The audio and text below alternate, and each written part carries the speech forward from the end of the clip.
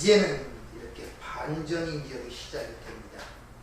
오전에 말씀드린 것처럼 하나님의 진노 아래 있는 이 세상의 현실을 로마서 1장 18절부터 3장 20절까지 낱낱하게 파악합니다. 우리의 실상이 어떤가를 보여주고 있는 것. 너도 죄인, 나도 죄인, 모든 사람이 죄인, 의인은 없나니 하나도 없다는 것입니다. 그래서 온 세상이 하나님의 심판 아래 있게 했다는 거예요. 그리고 그들에게 그 죄가 뭔지를 깨닫기 위해서 율법을 주셨다는 거예요. 그러니까 처음으로 율법을 받은 이스라엘 백성들은 그 율법을 통하여 이 세상이 하나님의 심판 아래 있고 오직 예수의 피로서만이 구원을 받는다는 사실을 깨달아야 되는데, 오히려 유대인은 그 율법을 갖고 자기의 가치와 자랑과 또 자기의 어떤 인간적 의의를 드러내기 위한 수단으로 율법을 사용해 버렸다는 것입니다. 그것을 앞에 20절까지 낱낱하게 필요합니다. 그러므로 그런 내용들을 통하여 인식했으면 이 세상에서 살아날 자가 하나도 없다는 것이죠. 자, 그러나 이제는 그런 가운데 하나님께서 창세전에 선택한 당신의 백성들을 위하여 거기서 살아나올 하나의 대안을 마련해 놓으셨는 것인데, 그것이 바로 예수 그리스도를 믿음으로 말미암아 의롭다 하는 받는 하나님의 의, 율법 외에 하나님의 의라고 오전에 그 의가 뭔가를 여러분에게 설명을 드렸죠. 오늘 27절 말씀 한번 보세요. 그런즉 자랑할 때가 어디 있느냐? 있을 수가 없느니라. 무슨 법으로냐? 행위로냐? 아니라 오직 믿음의 법이니라. 그러므로 사람이 의롭다 하심을 얻는 것은 율법 행위에 있지 않고 믿음으로 되는 줄을 우리가 인정하노라. 이렇게 이야기를 합니다. 즉 이같이 율법으로는 인간이 절대 인간의 힘으로 의에 이를 수 없다는 것을 깨닫게 해주는 그런 하나님의 믿음을 우리에게 선사를 하시는 거예요. 왜? 우리가 할 수 없으니까 하나님의 자신의 믿음으로, 그 믿음으로 우리를 만들어내 가시는 것입니다. 그걸 다른 말로 하나님의 심장을 우리에게 내어주셨다는 거예요. 그래서 크레도라는 라틴어는 자신의 심장을 내어놓다는 그런 의미가 있다고 말씀을 드렸죠. 인간은 믿음이라는 것을 자기가 내놓을 수 없을 뿐더러 그걸 자기가 소유할 수가 없음을 말씀을 드렸습니다. 기독교는 믿음이 굉장히 중요한데 믿음에 대한 정의가 올바르게 인식이 돼야 돼요. 믿음이라는 것은 믿음의 주요 온전케 하는 예수를 바라보라는 히브리서 12장 2절의 말씀처럼 절대 믿음은 우리가 스스로 생산해낼 수가 없는 것입니다. 그리고 믿음의 성숙도 그 주님이 만들어 가시는 것이지 우리가 그걸 소유하여 내가 발전시켜 그 믿음을 만들어 가는 것이 아님을 아셔야 돼요. 그럼 어떻게 믿음이 주어지는가? 그것은 하나님의 믿음이 우리에게 주어지는 것입니다. 그래서 아브라함을 믿음의 조상으로 한 그 예를 통해서 설명을 드렸죠. 그 갈대아 우르에서 우상을 숭배하며 죽은 자로 살던 아브라함을 찾아갔습니다. 하나님의 믿음으로 그를 갈대아 우르에서 끌어내는 과정을 통하여 어떻게 하나님의 약속의 땅 가나안에 있다는 그 여정을 통하여 하나님의 믿음이 죽은 자에게 부어져서 그 믿음이 어떻게 그를 끌어가서 창세기 20장에 자신의 자식, 자신의 심장을 드리는 그 믿음의 사람으로 만들어내는 자의 여정이 아브라함의 일생을 통해 잘 보여주기 때문에 그를 믿음의 조상이라고 표현하는 것입니다. 즉 우리가 흔히 생각하는 믿음이라는 것은 하나님의 믿음은 반드시 능력이거든요. 그 믿음이 우리 안에 역사함으로 말미암아 우리 그 믿음의 대상이 우리 삶 속에 반드시 흔적이 드러나게 돼 있어요. 흔적. 그 흔적, 그 믿음에 대한 그 흔적, 그 우리의 반응을 믿음이라고 이렇게 이야기를 하고 있단 말입니다. 그것을 야고보에서 행함이 없는 믿음은 죽은 믿음이라는 그 행함이라는 것은 그 사람의 행함을 얘기하는 것이 아니라 하나님의 믿음이 그 삶을 통해 나타나는 흔적을 얘기하는 거예요. 그래서 반드시 하나님의 믿음에 의한 믿음의 사람으로 성숙된 자들은 사도 바울의 고백처럼 예수의 흔적을 갖게 돼요. 그게 사도 바울이 자기 몸에 그 예수의 흔적을 갖다고 자랑하는 이유가 거기 있단 말입니다. 이렇게 먼저 하나님은 자신의 심장, 즉 그 독생자를 주심으로 말미암아 우리에게 선물로 주어졌다는 이 성경의 일관된 이야기란 말입니다. 그래서 이 세상이 창조되는 것도 하나님이 일방적인 섭리로 창조되지 누가 요구에 창조되는 거고, 하나님이 인간이 만드신 것도 인간에게 하나님의 은혜로 생기를 불어넣어 살아있는 존재가 되었다는 것으로 성경은 시작이 되는 것입니다.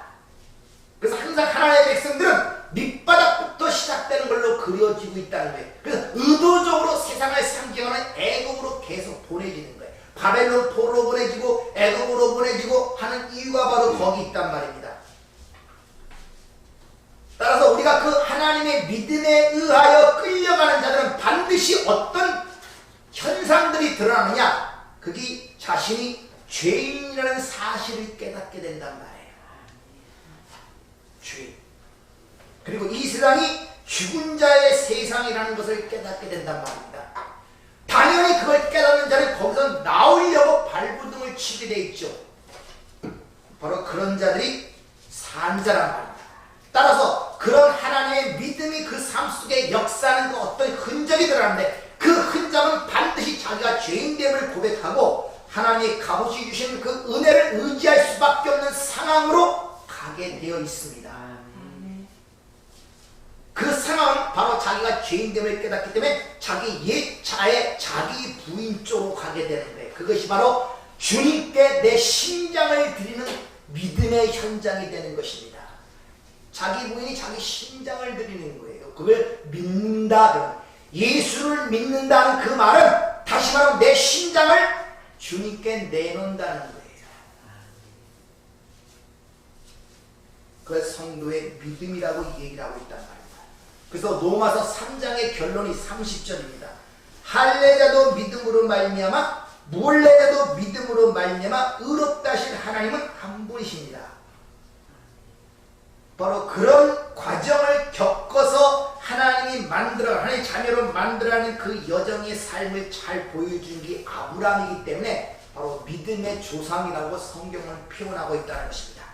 자, 그럼 어떻게 아브라함이 의롭다, 어떻게 믿어서 의롭다를 받는가를 봐야 이 삶 속에 나타나는 이런 것들이 이런 것을 의미하는 것을 이해할 수가 있단 말입니다. 그분이 믿음의 조상, 믿음이 한 예이기 때문에. 그래서 하나님을 믿음으로 그 믿음을 의롭다 여김을 받은 사건이 있는 창세기 15장의 사건으로 돌아가서 거기서 무엇을 얘기하는가를 봐야 된단 말이에요. 창세기 15장 5절 6절을 보면 그를 이끌고 밖으로 나가 이르시되 하늘을 우러러 무뼈를 셀 수 있나 보라. 또 그에게 이르시되 내 자손이 이와 같으리라. 아브라함이 여호와를 믿으니 여호와께서 이를 그의 의로 여기시고. 문자적으로 보면은 마치 하나님께서 그에게 하나님 나라를 약속하시니까 아브라함이 그걸 믿어서 그 믿음을 하나님께서 의로 여기셨다, 이렇게 들려지고 있단 말입니다.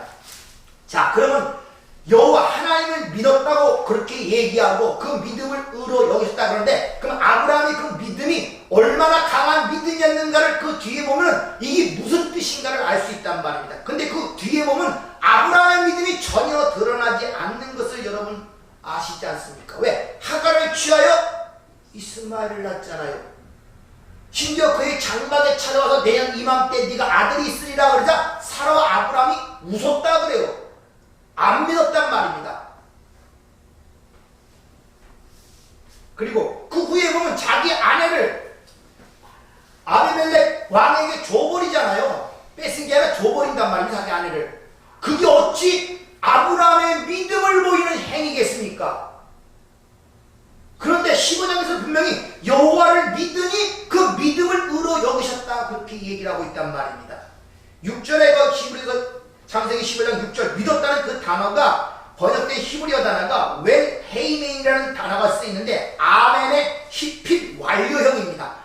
아브라함의 믿음이 완성되었다, 이런 말이에요.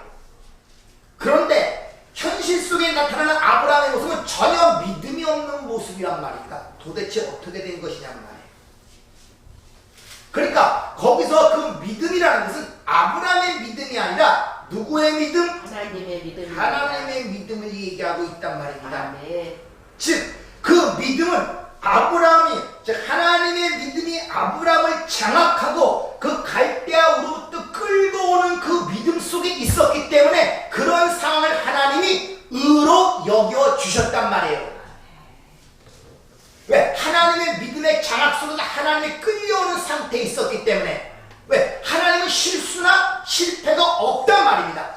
시작하면 반드시 완성하시는 분이기 때문에. 그러니까 여전히 아브라함은 죄임에도 불구하고 그를 의인으로 여겼다, 이런 말이에요. 그래서 여기서 여기다는 그 말이 바예하세베라는 이런 단어가 쓰이는데, 이게 와우 계속법 칼 미활료형입니다. 즉 실제로 그러해서 인정해 준다는 뜻이 아니라 실제로 그렇지 못함에도 불구하고 그를 판단하는 판정권자가, 그 주권자가 은혜로 계속하여 그렇게 인정해 주고 가고 있단 말이에요. 다시 말하면 여러분이 계속 하나님의 말씀대로 살지 못하고 가지만은 하나님의 그 믿음이 여러분의 삶을 장악하고 끌어가기 때문에 계속적으로 예수의 의로 인정해 주고 가고 있단 말이에요. 아멘. 안 그러면 여러분 벌써 떨어졌죠. 하나님의 그 은혜로 붙잡고 있지 않으면은. 그래서 현재형으로 그를 사용하고 있단 말입니다. 그러니까 창세기 15장의 6절에 하는 아브라함의 믿음은 먼저 아브라함에서 나온 것이 아니라 누구에서 나온 것이다? 하나님의 믿음에서 나온 거예요. 신약에도 이런 문제가 있죠. 자, 베드로가 마태복음 16장은 너희는 나를 누구나 아느냐 그랬더니 올바른 고백을 해요. 주는 그리스도시요 살아계신 하나님이야. 올바른 고백이요. 그러나 주님이 이것을 알게 하면서 네가 깨달아서 된 것이 아니라 하나님이 알겠다 그러죠. 근데 곧 이어서 무슨 짓을 합니까? 사탄의 짓을 합니다.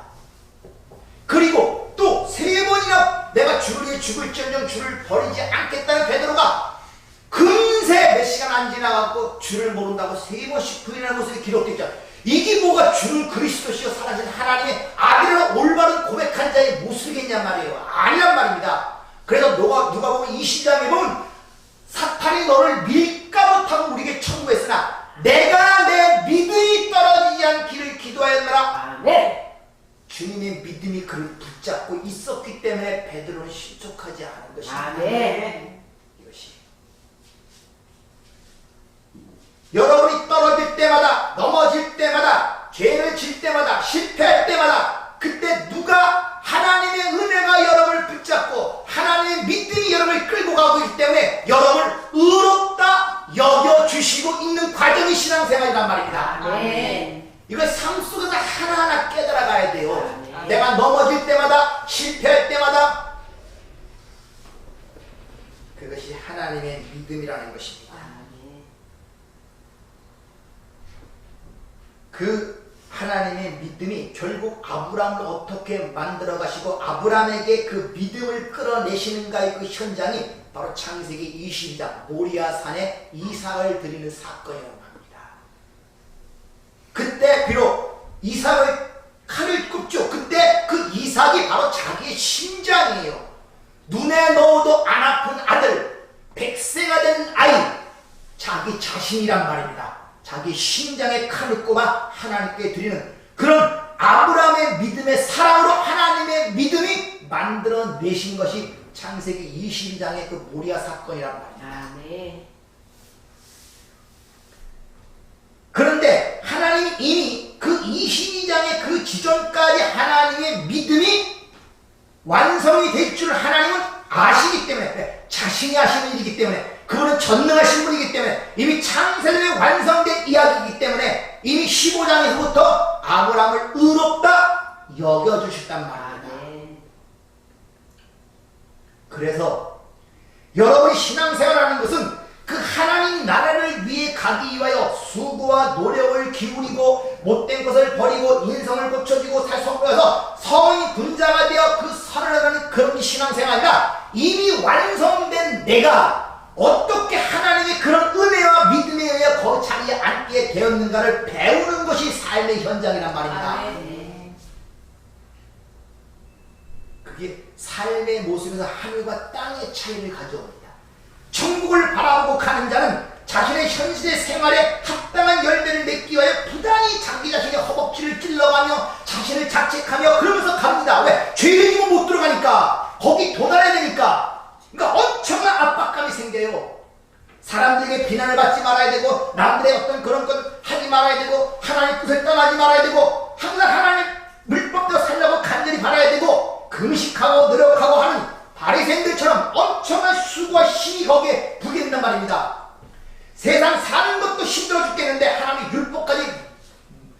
짊어지고 간다 했나? 왜? 거기에 도달하기 위해서. 그러나 완성된 그 사람은 이 땅에 살아가면서 내가 어떻게 그 자리에 앉기까지 하나님의 은혜가, 하나님의 믿음이 나를 이끌어 가시는가를 삶 속에 배우기 때문에 하루하루가 내 실체를 깨달으며 그런 은혜가 있었구나, 그런 섭리가 있었구나, 그런 하나님의 믿음과 사랑이 있었구나, 이걸 깨달아가는 것이 신앙생활. 그러니까 항상 찬송이 나오게 있단 말입니다. 네.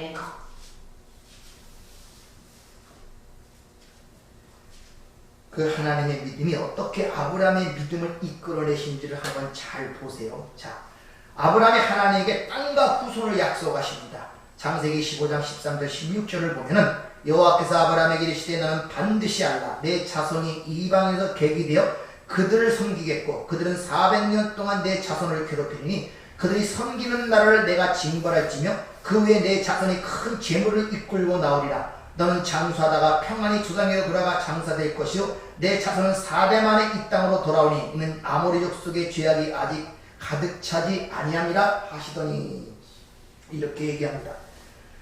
그에게 약속의 땅을 주시는데, 그와 그 후손에게 약속의 땅을 주신다고 약속을 하는데 그냥 주는 것이 아니라 애굽으로 보내 400년 동안 종살이를 시키겠대요. 그런다면 내가 구원자를 보내 그들을 꺼내서 그 땅에 옮기겠다는 것입니다. 근데 그 아브람과 그 후손을, 그 약속하시는 그 후손이 단수예요. 그 후손은 많아야 되지 않습니까? 근데 단수란 말입니다. 그걸 갈라디아 3장 16절에 잘 표현합니다. 이 약속은 아브람과 그 자손들에게 말씀하신 것인데 여럿을 가리켜 그 자손이라 하지 아니하시고 오직 한 사람을 가리켜 내 자손이라 했으니 곧 그리스도라. 그러니까 그 후손은 예수 그리스도를 얘기하는 거예요. 그러니까 그들이 400년 동안 애굽에 내려가서 종살이가 다시 그 애굽 땅에서 돌아온다는 그 얘기는 1차적으로 누구에 대한 이야기? 예수 그리스도에 대한 이야기란 말이다. 예수 그리스도가 그러한 삶을 살 것이란 말입니다. 하늘나라에서 이 세상의 사망에 들어와갖고 여기서 그 전리품 승리의 자기 신분을 데리고 다시 하늘나라로 올라가는 그 삶의 모습을 미리 보여주고 그 자체를 하나님의 백성이 상징하는 이스라엘 백성들이 똑같이 경험하는 거예요. 이스라엘 백성이 그 가나안으로 들어갔다가 400년 종살이 다시 끌어내잖아요. 근데 그렇게 약속한 후에 아브라함이 똑같은 삶을 살게 됩니다. 그도 가나안으로 인하여 애굽으로 피신하죠. 애굽에서 누가 뺏깁니까? 신부를 뺏기죠. 아무런 일도 할 수 없어요. 근데 하나님이 도심으로 말미암아 신부를 데리고 은근부활을 갖고 다시 가나안 땅으로 돌아온 역사가, 그러니까 그 삶 자체를 아브라함이 먼저 살았고 이스라엘 백성이 살았고 이스라엘 백성이 사는 그 모습을 모형하는 우리 역시 그런 삶을 살게 된단 말입니다. 네. 그것이 여러분 지금 삶이 그런 삶의 현상들을 통하여 그걸 가르치고 있는 게 어떻게 뽑아나오는가. 그래서 예수님도 그런 삶을 살기 위해서 이 땅에 오신 거란 말입니다. 그러니까 하나님의 아들이 이 땅에 종의 모습으로 오시잖아요. 그리고 이 세상에 심판한다고 이미 심판을 받았다. 싸워 승리하여 전리품을 취하시죠. 그게 뭡니까? 교회. 그리고 그들 데리고 하늘나라로 보좌에 가셨다고 이미 선언하고 있잖아요.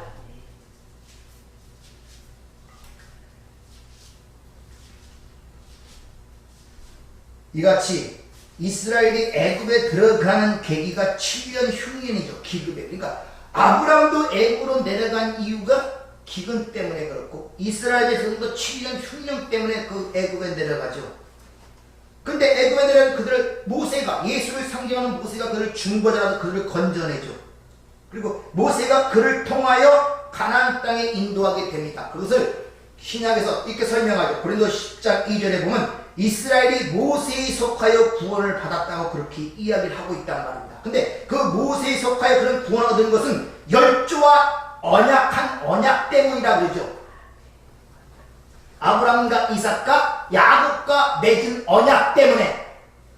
다시 말하면 그들이 애굽에 종살이할 때 진짜 신실하게 살았고 맨날 하나님만 바라보고 하나님 우리 구해서 그런 신앙심이 좋아서 건져낸 것이 아니라 언약 때문에. 자신이 아브라함과 이삭과 야곱과 맺은 언약 때문에 그 신부의 됨됨이와 그 사람의 자격이 있어 구원한 것이 아니란 말입니다. 근데 여전히 우리는 자격을 갖추고 어떤 됨됨이를 만들어서 하나님 나라에 들어간다는 그런 기본적 틀에서 벗어나지 못하고 그런 행위로 추구하고 한다니까요? 전부 다. 오늘날 기독교가 다 그런 식으로 추구한다니까요? 그게 무슨 은혜입니까?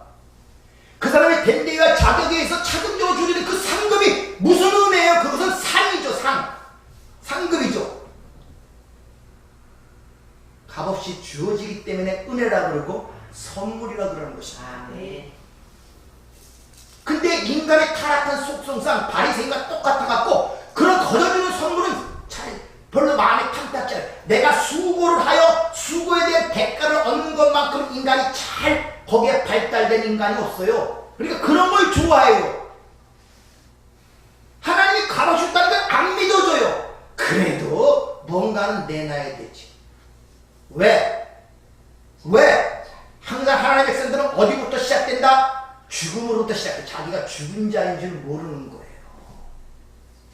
자기의 옛 실상이 죽은 자고 죽은 시체라는 사실을 모른단 말입니다. 그러니까 여전히 아직도 내가 뭘 할 수 있다는 그런 자신의 어떤 행위에 의하여 그걸 연결시키려고 하고 있단 말입니다.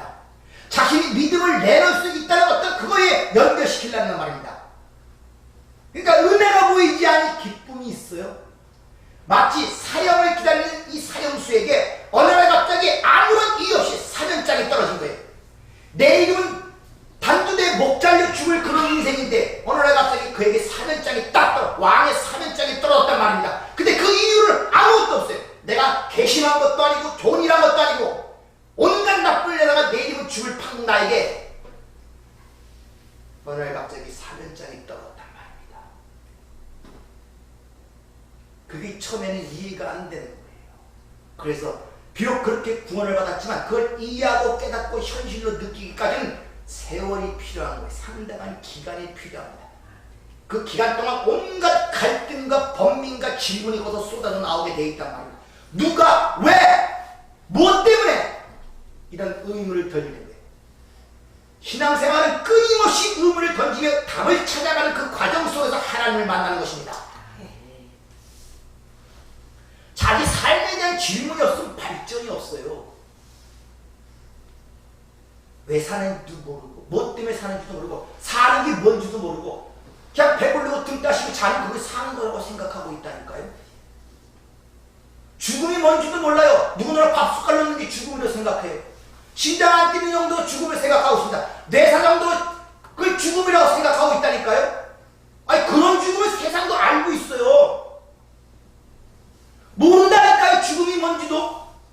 죽음이 멀리 죽음이 모른다는 건 죽었다는 것입니다. 산 자만이 죽음이 뭔 줄 알고 있단 말입니다.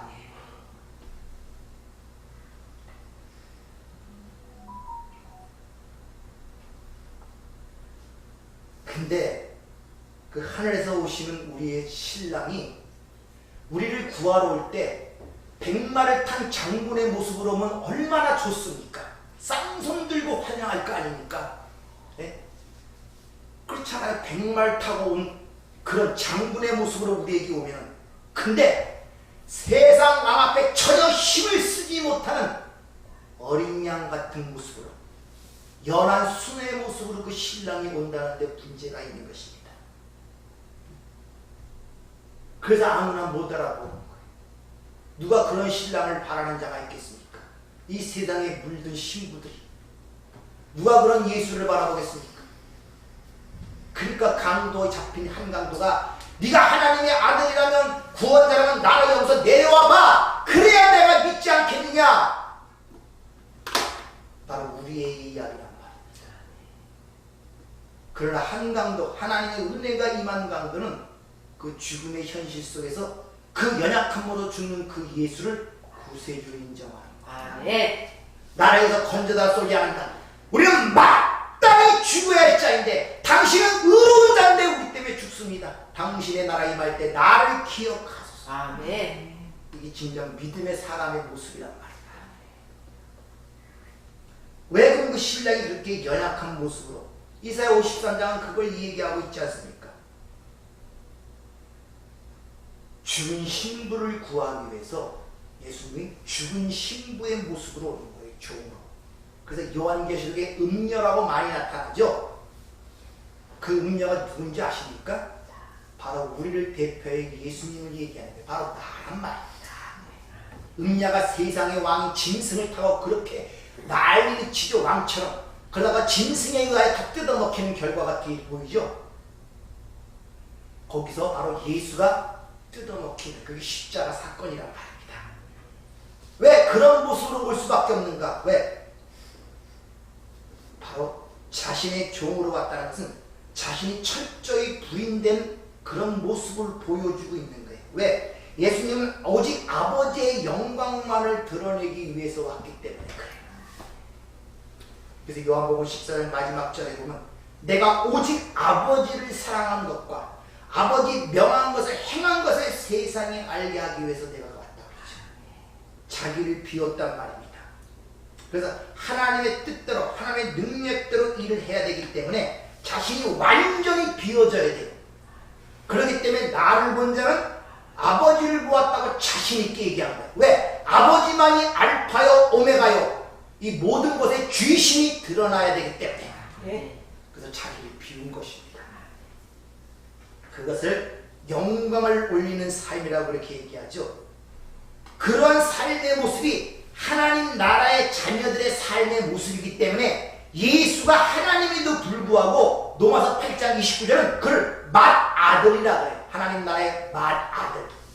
바로 하나님 나라의 자녀의 이 땅의 존재 양식은 그런 모습이라 이런 말이에요. 그래서 그분이 맏아들이라고 표현하고 있단 말입니다.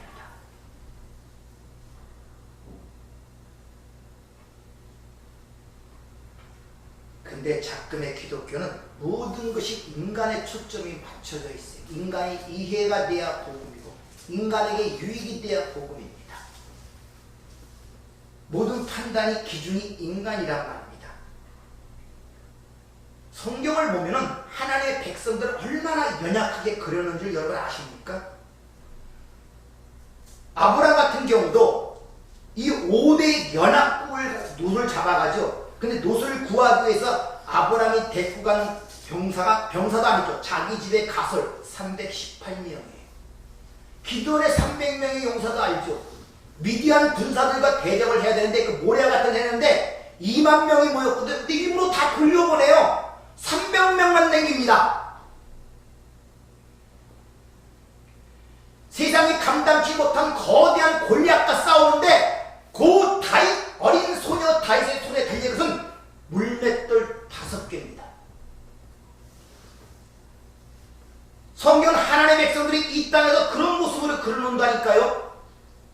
무장을 시키지 않는다니까요. 이스라엘 백성들은 애굽에서 구원했을 때 그들이 애굽과 싸울 수 있도록 세상적 무장을 시키지 않고 오직 하나님만 바라보도록 그 연약한 존재로 만들어 놓습니다.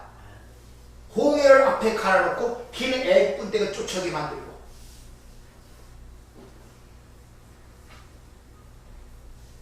왜냐하면 그 전쟁은 하나님이 하시는 것을 성경은 강조하기 위해서 그래요. 둘 중에 하나입니다. 성경은 하나님의 소유든지 마귀의 소유지 인간이 거기 나서갖고 하나님과 대적한다, 마귀와 대적한다 그런 거 없어요.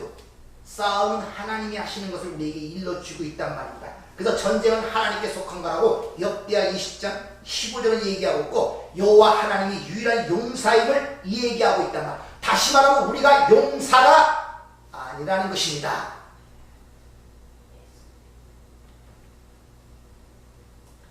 그래서 누가복음 11장 21절부터 22절을 보면 중이 확실하죠. 강한 자가 무장을 하고 자기 집을 지킬 때 그 소유가 안전하다 이렇게. 즉 우리가 그 전에 마귀의 안전한 소유물이었어요. 소유물이었단 말입니다. 근데 더 강한 자가 와서 무장을 해제시키고 소유를 나눈다 그러죠. 마귀의 무장이 뭐겠습니까?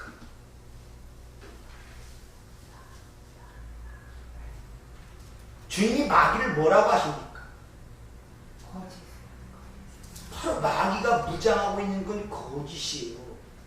그 거짓을 진리가 와서 드러낸단 말이에요. 그걸 무장 해제시킨다 그래요. 그랬더니 그 마귀의 소유물이었던 그들이 이제 하나님의 소유물, 즉 나눠온단 말이에요. 디아디돔이 계속적으로 현재 능동태 그 배부를 지금 나누고 있단 말입니다. 빼앗기고 있단 말이에요. 그 예수에게. 그러니까 우리는 편안한 마귀의 소유물이든지 하나님의 소유물이에요.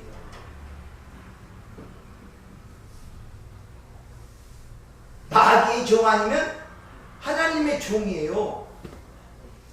근데 사람들은 그렇게 생각 안 해. 안 믿는 사람들은 그렇다 치고 믿는 사람들도 이게 무슨 뜻인지 모르니까 여전히 어떤 내가 선택하여 자유를 의지하여 결단을 통하여 뭘 할 수 있다고 생각을 하고 있단 말이야. 그러니까 큰 그림을 못 보고 항상 남만 보고 사는 거예요. 이 세상, 보이는 세상, 잠시 모여줄 그 세상만 보고 사는 거예요.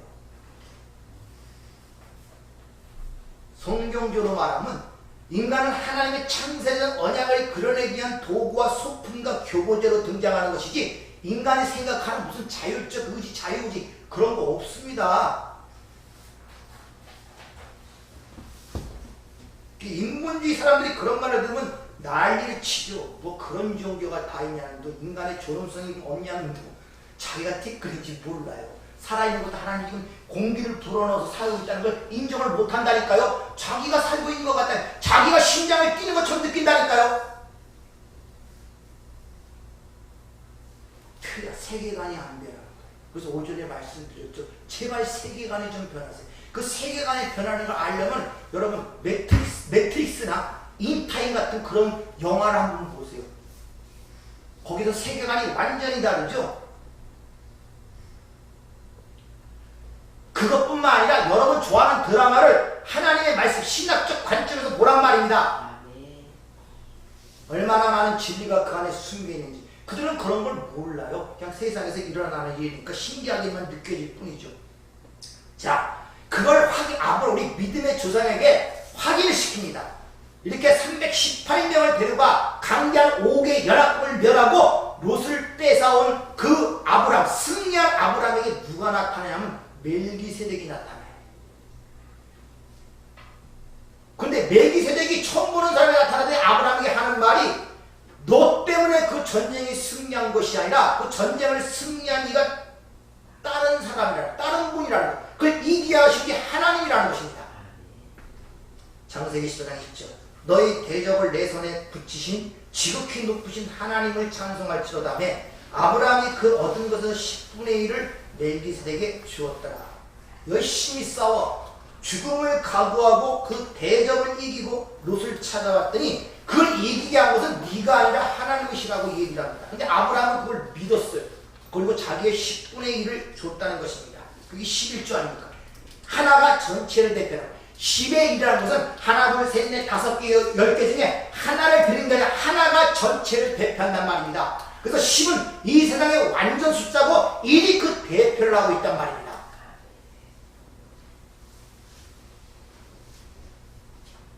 그리고 아브라함은 그 말을 듣자 10의 1을 드리고 나머지 전리품도 다 소돔과 고모라에게 제 위치로 다 넣어줍니다. 내가 여호와로 말미암아 하나도 내가 취했다는 말을 듣지 않기 위해서. 그러니까 목숨을 바쳐 죽어라고 싸웠는데 자기의 상이 하나도 없는 거예요. 세상이 생각하는 상이 하나도 없단 말이에요. 그런데 바로 뒷장 15장에서 바로 하나님이 직접 아브라함에게 나타나서 상을 주시는데 이렇게 말씀하십니다. 이후에 여호와의 말씀이 환상 중에 아브라함에게 임하여 이르시되 아브라함아 두려워하지 말라. 나는 내 방패여 지극히 큰 상급이라. 내가 네 상이라 그래요.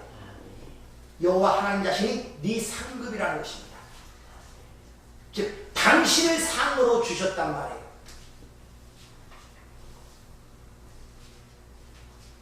생명이신 그 예수가 자신을 우리에게 주셨단 말입니다. 이게 바로 구원의 근극적 목적인 그 생명 되신 하나님과의 연합이 최종 목적이란 말입니다. 그걸 가리키기 위하여 멜기세덱이 11조를 취하고 너과 뭐를 줍니까? 떡과 포도주를 주죠. 떡과 포도주 하면 생각나는 거 없습니까? 예? 예수님의 살과 피 아닙니까?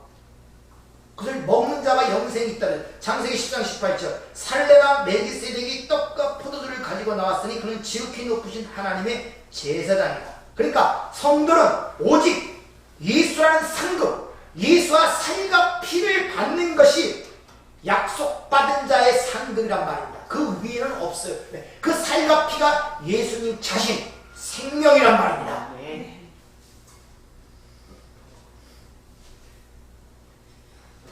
근데 그 신랑, 자신을 준 그 신랑이 하늘의 왕이란 말이에요. 그럼 왕이면은 왕이 갖고 있는 모든 소유는 내 것이겠네요. 그러니까 여러분 집에서 왕비 대우 받으시려면 왕 대우를 해야 돼요. 남편을 발끝을 못 이기면서 나는 왕비 대우 받고 싶다? 그럼 자기 욕심이에요.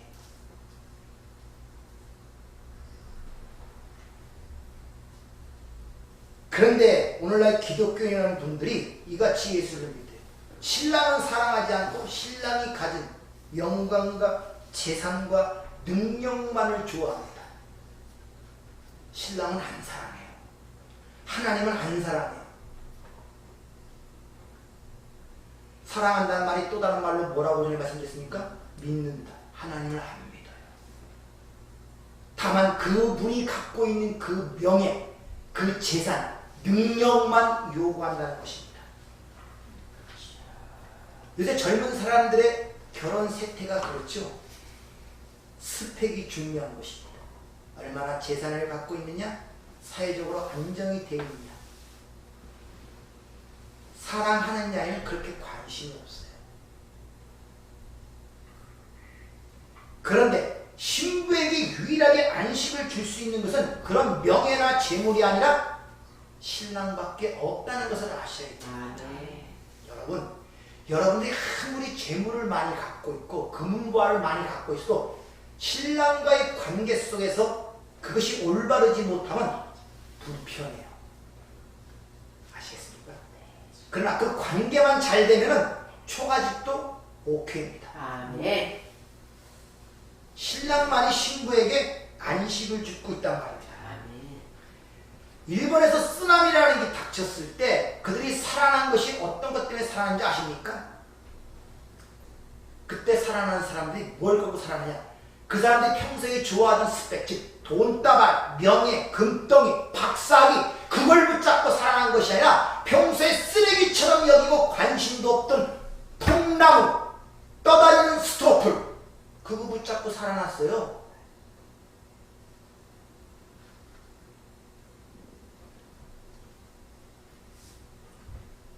지금 우리들은 하나님의 말씀이 보이지도 않고 느껴지지도 않는다고 하나님의 말씀을, 하나님의 약속들을 이런 쓰레기 취급하고 있단 말입니다. 관심도 안 갖고 있어요. 그 눈에 보이는 재물, 명예, 부귀, 영화, 뭐 이런 스펙들만 중요한 걸로 생각하고 있어요. 근데 이 땅에 하나님의 심판이 불이 임할 때 그러면 절대 구원을 못해요. 그때 구원 주는 것은 우리가 쓰레기처럼 여기고 관심 없던 그 하나님의 약속, 하나님의 말씀만이 그 불에서 우리를 건져낼 수 있는 걸 여러분 꼭 명심하기를 부탁드립니다. 네. 아무리 세상이 좋아하고 칭찬과 박수라는 공로로 치장하고 있더라도 그런 것들은 마지막에 그 심판의 불에 견딜 것이 아무것도 없단 말입니다. 그래서 사도 바울이 얘기죠. 이 예수 그리스도의 터 위에는 다른 것을 세우지 말라. 마지막에 공력이 드러날 것인데 그게 집이나 은이나 금이나 부자 다 태워버릴 것이다. 그래서 우리의 구원이 불 가운데 얻는 구원과 같아서 구원을 연단의 풀물에서 너희를 건져냈다고 하는 이유가 있습니다. 쓰레기 같은 걸 다 태워버리시는 거예요. 그래서 사도 바울처럼 일찌감치 알고 내가 내게 유익한 모든 것을 배설물로 쓰레기로 여긴다로 나가야 되지 그걸 붙잡고 요동을 치면 안 된단 말입니다.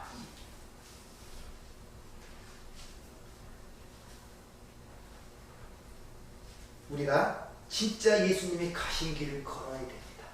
여러분이 일상생활에서 여러분들 벗어나야 그런 마음의 힘을 얻는단 말이에요. 가짜 인생을 살지 말란 말이에요. 가짜 인생은 향락은 줘요. 즐거움을 예수님 쾌락을 줍니다. 그러나 그것이 죽이는 독약이란 말입니다. 몸이 썩어 들어가는데 아프지 않아요. 그게 뭡니까? 그게 한센시 병 아닙니까? 이 가짜 인생들을 살고 있다.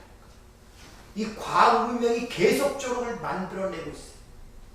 인조인간도 만들어내고 홀로그램도 만들어내고 똑같은 경험과 체험을 할 수 있도록 이 시험관 속에 딱 들어가면 그 내 감각적으로 다 느낄 수 있는 걸 다 느끼게 해줍니다. 거기서 편안해요. 먹을 거 다 먹을 수 있습니다. 세상 염려, 근심, 걱정 없습니다. 고통 없습니다. 죽음에 대한 공포가 없습니다. 그 시험관 안에서 죽어가는 거예요. 그게 편안한 소유, 마귀의 편안한 소유물이란 말입니다. 뭘? 거짓으로 무장해서. 그래서 성도는 세상과 다른 세계관과 가치관을 가져야 한다고 얘기를 하고 있는 거예요. 여러분의 일상생활 지금까지 살아오고 남들도 가는 그 큰 길, 넓은 길을 벗어나서 하나님이 유일하게 만드신 길이 있는데 그것을 우리에게 얘기했잖아요. 예수가 내가 길이라고 그러잖아요. 아멘. 그 길로 걸어가셔야 되기를 아멘. 부탁을 드립니다. 아멘. 그래서 예수님이 내가 길이라고 얘기를 하고 협착한 길, 협착한 문으로 들어가라고 우리에게 권면하신 이유가 거기 있다는 말입니다. 따라서 우리가 하나님의 말씀을 맡은 자로서 창세에서 언약을 그리는 도구로서 이 땅을 살아간다면 그 사명을 깨닫는다면 우리가 보내진 이 현실 속에 눈이 열린다면 그 사명을 마다하지 말아야 한단 말이에요. 자꾸 시험관 속으로 들어가려고 하지 마세요. 회상 속으로 들어가 그걸 잊으려고 하지 마시란 말입니다. 거긴 절대 쉼이 없어요. 여러분들 마약만 있을 뿐이지 하나님의 믿음이 우리에게 선물해 주신 거라고.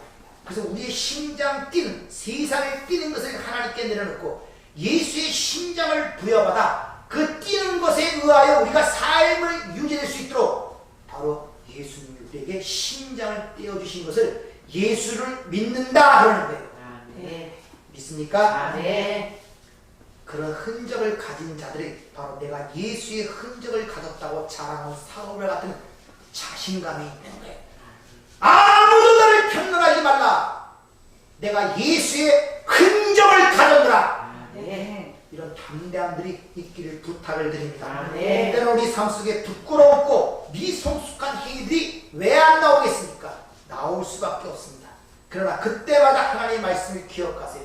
모든 것이 합력하여 선을 이루어간다는 사실, 그리고 그 속에서 하나님의 섭리를 손길을 보고 감사하시길 바랍니다. 아멘. 그럼 여러분이 그 은혜에 찬송하는 길 속에서 하나님의 동행함을 느끼게 된다면 사도행전에 기록된 그 선배들처럼 감옥에서 찬송하고 매를 가사에 한 매도 찬송하고 아무런 문제가 되질 않는 거예요.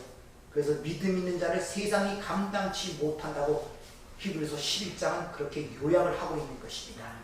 저와 여러분들이 이런 예수의 심장을 갖고 살아가시기를 부탁을 드립니다. 아멘. 아버지 하나님 감사를 드립니다. 말씀을 배우고 익힐수록 참으로 그 은혜가 큽니다. 어찌 그 은혜를 찬송할지 우리는 감히 생각지도 못합니다. 그저 감사할 뿐이고 그저 눈물이 날 뿐입니다. 어찌 진흙과 같은 흙으로 돌아갈 수 있는 인생을 붙잡아 주셔서 당신이 우리에게 알리시고 우리가 연합하여 이 길을 걸어가는 가운데서 하나님의 은혜를 깨닫게 하고 그 생명을 알게 하시고 그 영원한 나라를 알게 하심을 진심으로 감사를 드립니다. 아멘. 아버지 우리에게 이 자유를 주셨사오니 이왕이면 누리며 살아가는 자가 되기를 원합니다. 아멘. 이 자유가 나만 누리는 것이 아니라 흘러나가기를 원합니다. 아멘. 우리의 불같은 성령을 주셔서 아멘. 온전히 사로잡혀 이 자유, 이 기쁨, 이 평안을 세상에 전할 수 있는 자도록 저희를 축복하여 주시옵소서. 아멘. 예수님 이름으로 기도하옵나이다. 아멘.